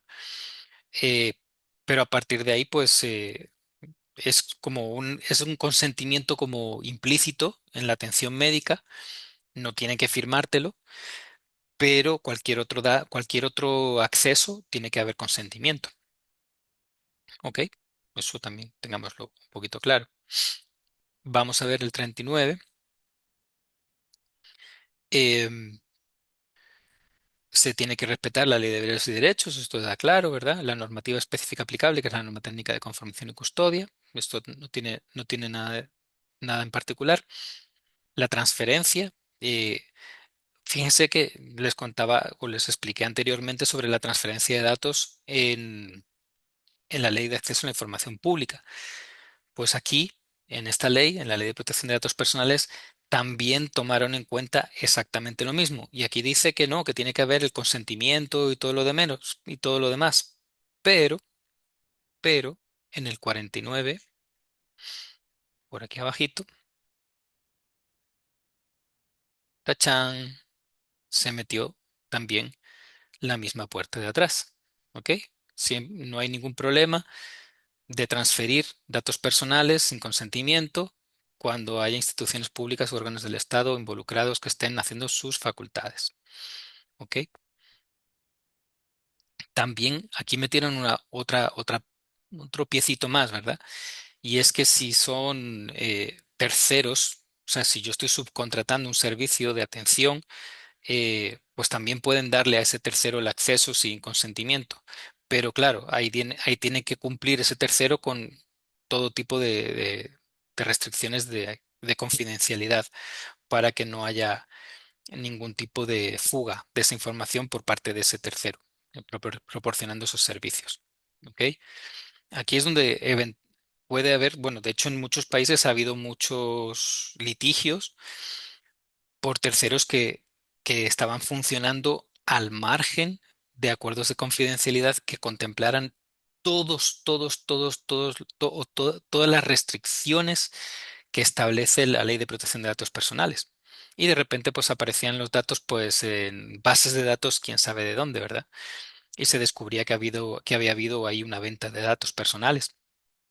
Y todo el mundo pues se lavaba las manos, ¿sí? Eso ha pasado bastante a menudo. No en El Salvador, que es poco incipiente, pero sí en otros países, en Europa y en Estados Unidos sobre todo. Ok, vamos a ver la 50A. Esto es muy interesante porque la Ley de Protección de Datos Personales era absolutamente papel mojado hasta hace unos meses. El- La institución que vigila o que es responsable de hacer valer esta ley es la Agencia de Ciberseguridad del Estado. Y aquí hay mucho que discutir, porque uno dice, bueno, pero ¿qué tiene que ver una agencia de ciberseguridad con toda una ley de protección de datos personales que va mucho más allá de lo que es informática, ¿verdad? O la ciberseguridad? Bueno, pues estas son las cosas que pasan en estos tiempos, que en lugar de dar eh, ese poder a la institución que eventualmente debería haberlo tenido, que era el Instituto de Acceso a Información Pública, que de hecho se había preparado para tal fin, pues no. Lamentablemente, pues esa institución, ustedes saben, ¿verdad? Que poco a poco fue perdiendo pues protagonismo, más bien la fueron apartando y dejándola como un elemento decorativo más que efectivo, porque obviamente tenía mucha incidencia, por lo menos en las gestiones desde el 2012 que se creó hasta el 2019-2020, mientras estuvieron ahí algunas personas que eran bastante fuertes de cara al gobierno, ¿verdad? Ejerciendo la ley, pues desde entonces ya pasó a otro, digamos, a otro plano. Y bueno, pues entonces decidieron cuando impulsaron la ley de protección de datos personales que fuera la ACE, y esta agencia no existía hasta hace unos meses, pero desde hace unos meses para acá ya está. Ahora, ¿qué ha hecho? Pues solamente ha emitido unas políticas que ahora las vamos a ver, y sabemos que existe una persona nombrada como director de la agencia, pero todavía no se sabe nada más, o al menos yo no he tenido mayor noticia sobre eso. ¿Ok? Pero esta entidad rectora ahora ya tiene en sus manos la posibilidad de ejercer este régimen sancionador y demás. ¿Ok? En cuanto a las políticas de protección, se las voy a enseñar, son muy cortitas y vale la pena. Están por aquí. Eh, lo que dicen es un documento que pueden encontrar en la página web de la agencia, pues que tiene pues nada del otro mundo, ¿verdad? Que las políticas tienen que cumplirlas todas las personas públicas, físicas y jurídicas, ¿verdad? Que recolecten, almacenen, procesan, transfieren datos personales, ¿ok? Entonces, prácticamente que todo el mundo que tenga con datos de otra persona, pues los tiene que cuidar mal. Y que lo importante es que aquí tienen que tomarse varias medidas. O sea, que y me estoy acordando ahora de lo que nos comentaba aquí el compañero, ¿verdad? De Juan Carlos, de, bueno, y si estamos hablando de una iglesia que está dando consulta, y si estamos hablando de una alcaldía que daba consulta, que no sé qué, pues ahora no solamente tienen que hacer un expediente, tienen que cumplir con la ley de protección de datos personales y tienen que tomar medidas organizativas, medidas técnicas, medidas físicas. Todo esto están obligados por la ley de protección de datos personales a generar el expediente y además tener todas estas medidas de cumplimiento obligatorio. Y definitivamente tienen que cumplirlo porque van a ser sujetos a unas auditorías y además tienen que emitir políticas. ¿Ok? Claro, ¿qué pasa? Que tiene que haber una agencia en la que cualquiera pueda irse a quejar, y esa agencia, me imagino yo que la hace, no solamente va a personarse cualquier denuncia de oficio, sino que también acudirá a la fiscalía para cuando alguien viole la ley y las políticas, ¿verdad?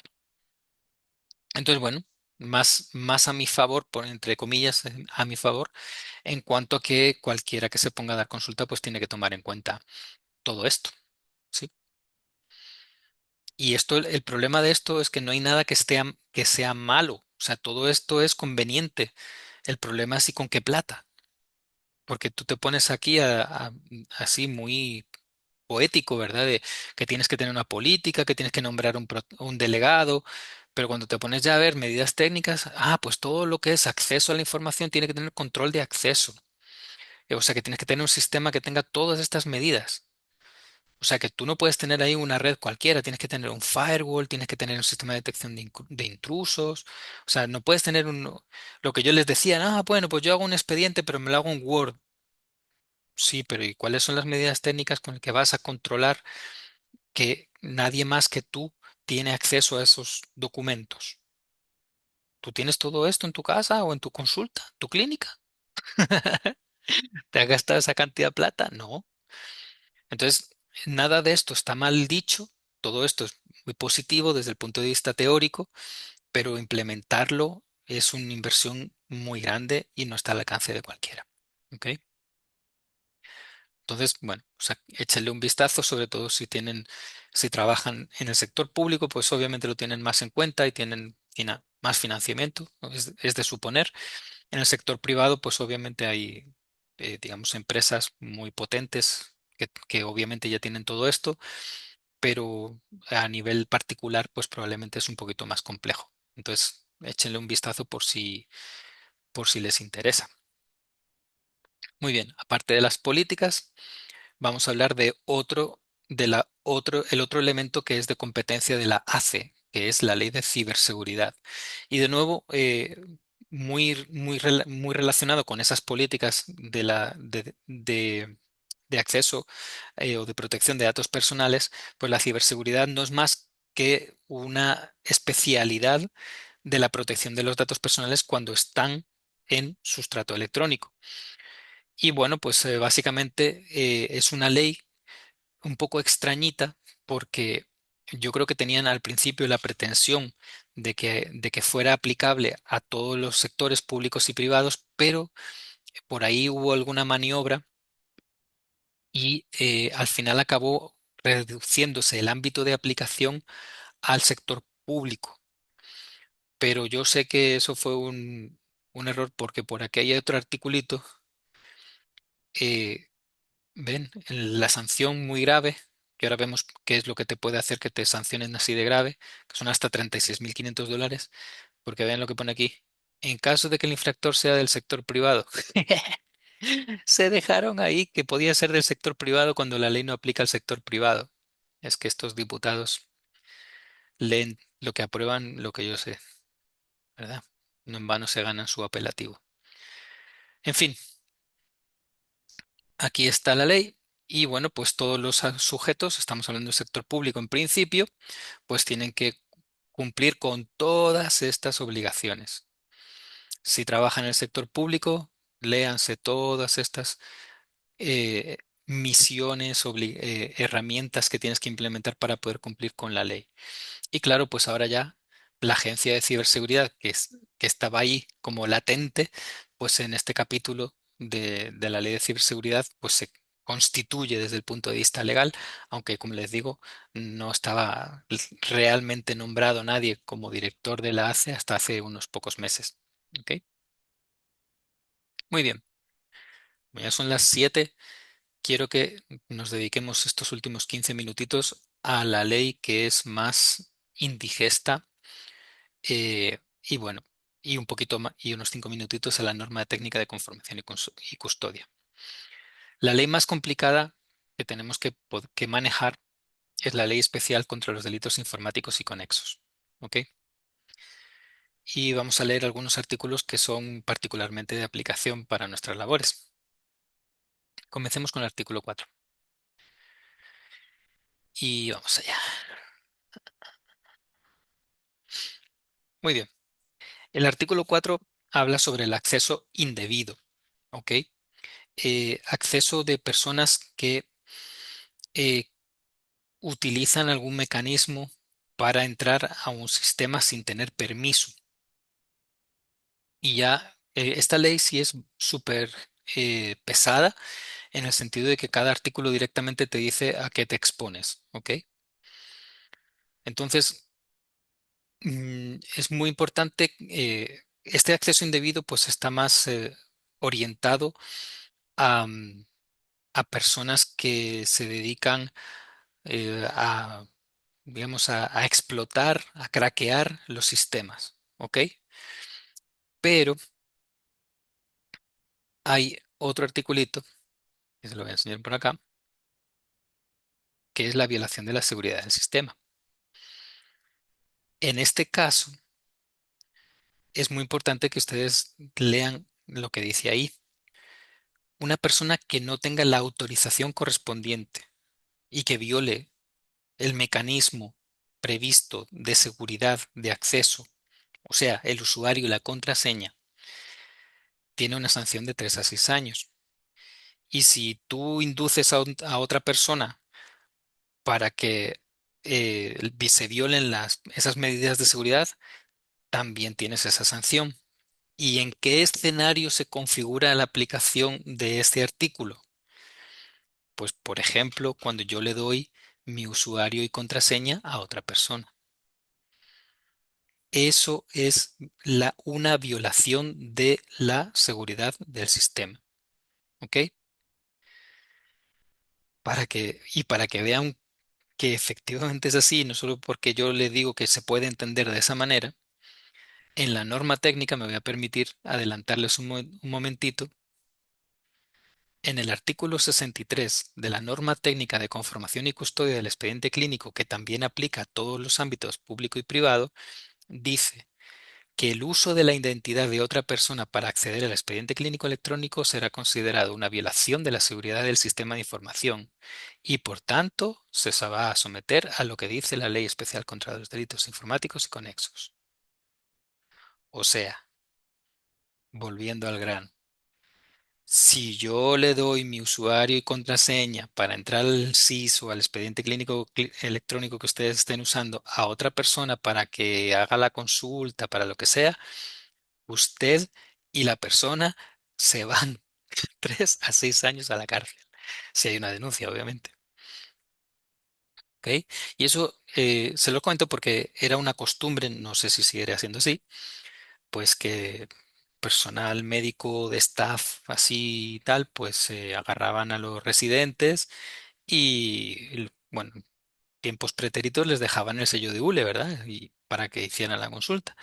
Y en estos tiempos, pues lo que hacen es dejarles el usuario y la contraseña para que hagan como que son ellos. Y eso, pues claramente está prohibidísimo y se exponen a esta, a esta legislación. ¿Ok? También les quiero contar de un par de otros artículos que también tienen una aplicación específica. Vamos a ver sobre todo el artículo 25. El artículo 25. Hay que aplica, ¿verdad? Pero les voy a enseñar lo más relevante. La obtención y transferencia de información de carácter confidencial. ¿Ok? Esto fue reformado. Esto que estamos viendo aquí es la ley original y ahora vamos a ver la reforma, la primera reforma, porque esta ley ha tenido dos reformas. Y ahí disculpen todo el lío, pero es que así es la cosa, ¿verdad? El artículo 25 dice, y ahora sí, pongámosle coco, ¿verdad? Al asunto. Quien deliberadamente obtenga o transfiera mediante el uso de tecnologías de información y comunicación, o sea, WhatsApp, un correo electrónico, cualquier cosa que yo agarre de un sistema y lo mande por medio de la computadora o el teléfono, ya aplica aquí, ¿verdad? Información de carácter confidencial, expediente clínico electrónico, la imagen, el resultado de un examen de laboratorio, etcétera, sin el consentimiento de los titulares, sancionado con prisión de 5 a 8 años. Yo, de verdad, o sea, por eso les decía yo antes que tuvieran mucho cuidado con lo que andan compartiendo con sus colegas, porque lo que están haciendo si usted no obtuvo, acuérdense lo que dice la Ley de Protección de Datos Personales, ¿verdad? Que el consentimiento no puede ser verbal, no puede ser escríbame un correo, no, no, no, no. Usted me tiene que firmar un papel que me da consentimiento de que yo le voy a compartir su imagen médica a mi colega fulano para que él me dé una segunda opinión. Eso no lo hace nadie. Y sin embargo, lo que estás haciendo, según la Ley Especial de Delitos Informáticos y Conexos, es deliberadamente transferir por un medio tecnológico información que es de carácter confidencial sin consentimiento del titular. Y por tanto, si ese titular se entera, si esa imagen médica acaba divulgada y por algún motivo se entera y te pone una denuncia a la fiscalía, te vas al trullo 5 a 8 años. Y tú lo hiciste de la manera más eh, ingenua, bien, bien intencionada para poderle dar una mejor recomendación clínica a a la persona. ¿Ok? Entonces, hay que tener mucho cuidado en ese sentido. Y también les quiero contar sobre la reforma del artículo 11, que también es muy, muy delicada. ¿Ok? Es el artículo que habla del fraude informático. Vamos a ver la segunda reforma.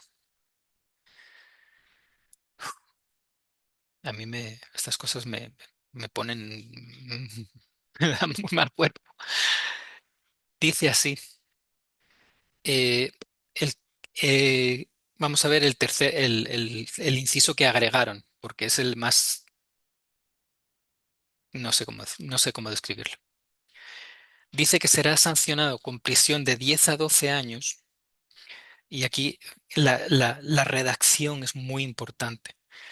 Quien en razón de sus funciones y con acceso legítimo a un sistema informático, o sea, las personas, aquí no están violando la seguridad del sistema, no, no, no. Es usted, funcionario público o privado, ¿verdad? Que tiene su usuario y su contraseña y usted realmente está teniendo acceso al sistema normal, pero usted utiliza su usuario, su contraseña y su acceso para consultar, extraer, utilizar ilegítimamente registros de terceros, ¿ok? Para tener beneficios, para hacer manipulaciones, para publicar o crear información falsa, para crear un beneficio para sí mismo. Este artículo es muy peligroso o es complejo por dos lados. En primer lugar, sin duda alguna, lo hicieron para que nadie entregara información de ningún tipo a, a lo que han venido a llamar el periodismo incómodo. ¿Ok? Es un artículo anti-chivatos o whistleblowers. ¿Ok? Para que nadie se atreviera a exportar. Y esto, si no recuerdo mal, hay una relación bastante estrecha entre la publicación de esta reforma y una divulgación que sucedió de información tanto del Seguro Social, que se publicó una base de datos enorme de información, y también una exportación de la Dirección Regional Metropolitana, que claramente era información que tenía que ver con el SIMOU, muy probablemente. Por ahí alguien sacó una exportación del sistema de mortalidad y acabó publicado por ahí, y el periodismo pues publicando cosas sobre, bueno, como ahora ahí no se publican muchas cosas en términos estadísticos de vigilancia epidemiológica y demás, o se ocultan algunos datos y demás, pues entonces ahí esa información era bastante sensible. Inmediatamente después, ¡pum!, aparece esta reforma de la ley especial de delitos informáticos y conexos. Y también esa es la primera vía, ¿verdad? La segunda vía, que es la más delicada, es que ¿quién puede acusarte? O sea, de repente la propia institución te puede amenazar.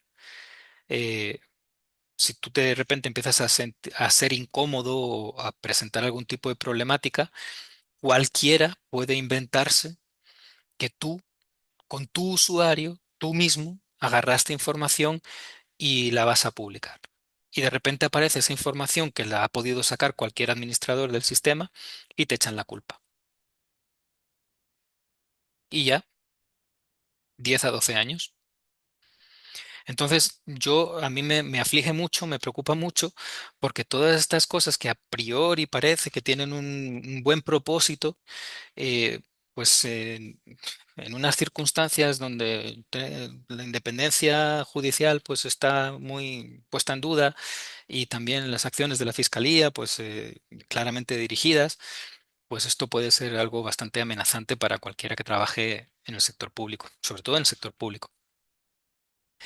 Muy bien.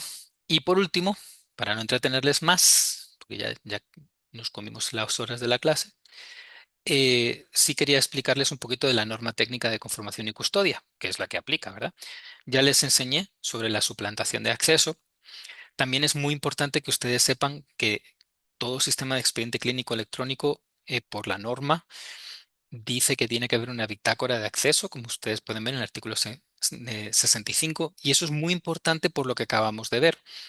Los sistemas de expediente clínico electrónico no solamente guardan la información que se cambia, sino eliminar es difícil de eliminar. Sí hay medios de eliminación, pero suelen tener mecanismos de autorización de diferentes niveles. El asunto es que cada vez que usted abre el expediente de una persona, independientemente de que no le esté dando la atención, queda guardado ese acceso, ¿ok? Que usted vio esos datos.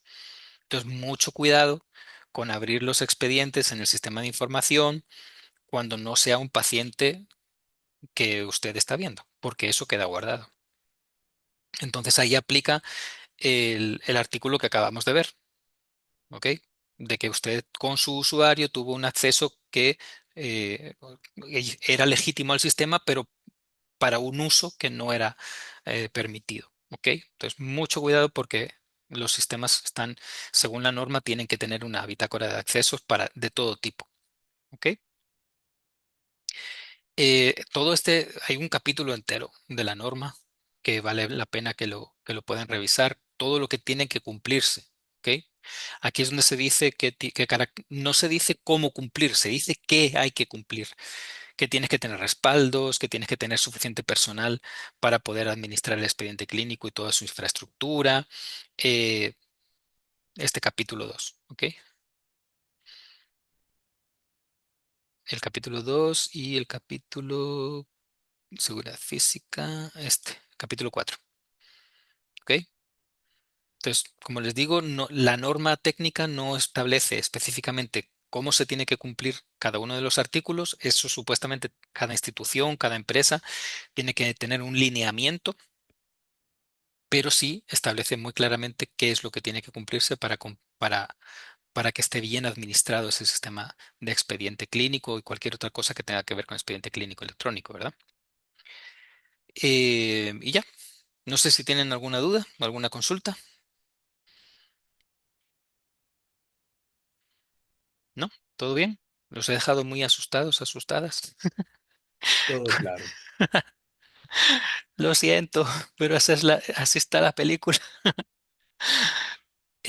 Bueno, pues para terminar, simplemente comentarles lo del foro, ¿verdad? En el foro, que está ahí al final del aula, yo he abierto 3 temas, ¿ok? 3 temitas. Muy importante. Bueno, ustedes pueden abrir un tema si quieren, pero si no quieren, pues con que respondan a alguno de estos temas que yo les he abierto, pues es más que suficiente. Les pido algo, por favor, ¿ok? En este foro, y se lo pongo aquí en el texto, pero se lo digo aquí de viva voz, este foro no es para que ustedes investiguen nada, es para que ustedes comenten, den su opinión personal, ¿sí? O hablen de su experiencia sobre esos temas que yo he planteado o cualquier otro. En ese sentido, no usen ChatGPT, no usen Gemini, no usen... Pues primero porque se nota mucho cuando alguien usa inteligencia artificial para redactar una respuesta, se nota un montón. Y segundo porque en realidad no vale la pena, porque lo que quiero con este foro es que todos compartamos lo que hemos conocido, lo que hemos hablado ahora, sus propias inquietudes, y no se valora en absoluto si está redactado de manera perfecta, si tiene una argumentación súper sólida o si han hecho una investigación sobre todo este tema, ¿verdad? No, para nada. Así que no, en este foro, por favor, no utilicen inteligencia artificial, que no vale la pena. Con que redacten un parrafito ahí de unas, ¿qué?